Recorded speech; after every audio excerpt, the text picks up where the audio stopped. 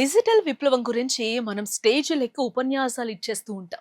శాటిలైట్‌లను అంతరిక్షంలోకి పంపుతున్నామని కాలర్ ఎగరేస్తూ ఉంటాం.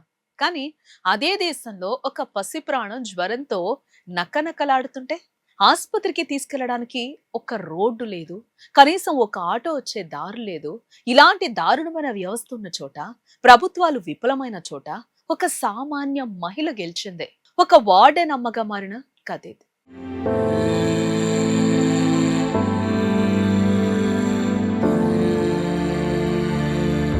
పార్వతీపురం, మన్యం జిల్లా గుమ్మలక్ష్మీపురం గిరిజన బాలికల ఆశ్రమ పాఠశాలలో 7వ తరగతి చదువుతోంది భువనేశ్వరి అనే ఒక చిన్నారి. ఆ పాపకు అక్కడ వార్డెన్ గా చేస్తున్న హేమ అనే మహిళకు మధ్య ఎలాంటి రక్త సంబంధం లేదు. కానీ ఆ పాపకు తీవ్రమైన జ్వరం వచ్చి ప్రాణాపాయ స్థితికి చేరుకోగానే హేమలోని మాతృత్వం మేల్కొంది. ఆసుపత్రికి వెళ్దామంటే ఆ మారుమూల కొండ ప్రాంతానికి కనీస రవాణా సౌకర్యం లేదు. అందుకే దారి లేకపోతేనే అనుకుంటూ ఆ చిన్నారిని ఒక డోలి లాంటి బట్టతో తన నడుముకు గట్టిగా కట్టుకున్నారు హేమ. కాలికి ముళ్ళు గుచ్చుకుంటున్నా, రాళ్ళు రప్పలు తగులుతున్నా లెక్క చేయకుండా ఏకంగా 6 కిలోమీటర్లు ఆ కఠినమైన కొండదారిలోనే నడిచారు. తోటి సిబ్బందితో కలిసి ఆ అడవి దారిని దాటుకుంటూ పసి ప్రాణాన్ని అరచేతిలో పట్టుకొని పార్వతీపురం జిల్లా ఆసుపత్రికి తీసుకెళ్లారు. ఒక వార్డెన్ తలుచుకుంటే పై అధికారులకు ఫోన్ చేసి చేతులు దులుపుకోవచ్చు. కానీ ఆమె అలా చేయలేదే.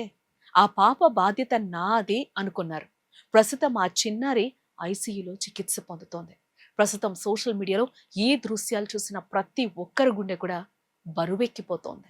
నెటిజన్స్ ఆమెను నిజమైన అమ్మ అని కొనియాడుతూ ఉన్నారు. హేమ చూపిన ఈ అసాధారణ మానవత్వానికి, నిబద్ధతకు ఆంధ్రప్రదేశ్ శ్రీ శిశు సంక్షేమ శాఖ మంత్రి గుమ్మడి సంధ్యారాణి గారు ముగ్ధులైపోయారు. వార్డెన్ హేమను ప్రత్యేకంగా పిలిపించి శాలువాతో ఘనంగా సత్కరించి అభినందించారు. ఒక ప్రభుత్వ అధికారిగా ఆమె చేసిన సేవ అందరికీ ఆదర్శనీయమని కొనియాడారు. హేమ మంచి మనసుకు సత్కారం దక్కడం సంతోషమే. కానీ ఇక్కడ మనం ప్రశ్నించాల్సింది ఒక్కటే.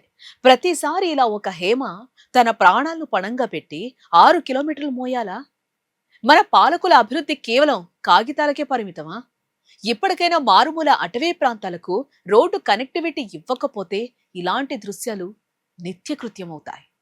ఇలాంటి మరిన్ని ఇంట్రెస్టింగ్ స్టోరీస్ కోసం చూస్తూనే ఉండండి వేద టీవీ.